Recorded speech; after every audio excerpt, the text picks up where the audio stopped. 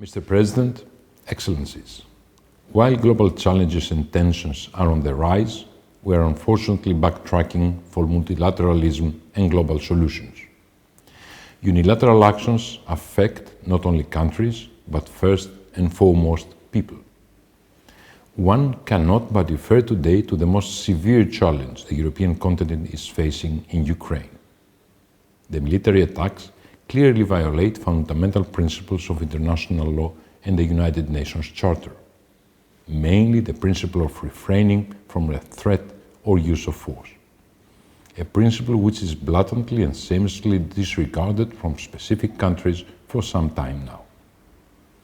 What is happening now has plunged Europe into an era where such actions have no place. International humanitarian law is seriously challenged. Attacks against all civilians in Ukraine must stop immediately. I would like to refer particularly to the brutal attack against civilians in Sartana and Bougas towns near Mariupol, resulting to the death of 10 members of the Greek community. It has also left many injured, including children. Against this background, we stand ready to contribute to all efforts for de-escalation within regional and international fora, with the main aim to protect the civilian population and prevent a humanitarian disaster. A huge migration flow is now being created, mainly towards European Union countries. We have to take action to protect their rights. Mr. President, when we talk about people, we should concentrate on the human rights and fundamental freedoms, which the United Nations and this particular forum have a mandate to protect and promote. As mentioned already, thousands of people are losing their lives in conflict-afflicted areas every day, not to mention the millions of deaths worldwide from COVID-19. However, the hope is alive, thanks to our joint effort. Our society's coordinated response to the pandemic reveals how far humanity can accomplish to safeguard human life. It has demonstrated that the welfare of every human being and the protection of the right to life is the heart of social conscience. Therefore, we owe it to next generations to further upgrade, promote, and rigorously protect the right to life for all. The Human Rights Council can play a pivotal role in turning these values into a coherent policy implemented in real life. Greece is ready to contribute towards achieving this end in the coming years.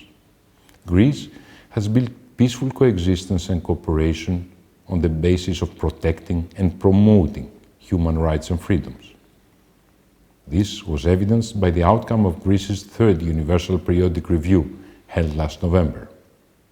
Combating discrimination, alleviating social inequalities and biases are a must in our policy. Greece has also done its utmost through deeds and not words to promote the human rights of refugees and asylum seekers, with an impressive record in saving lives internationally acknowledged. This despite the unfavorable environment of intended misleading information as well as ill-founded allegations. Mr. President, another tangible proof for our commitment to human rights is our efforts to promote them within regional and international fora.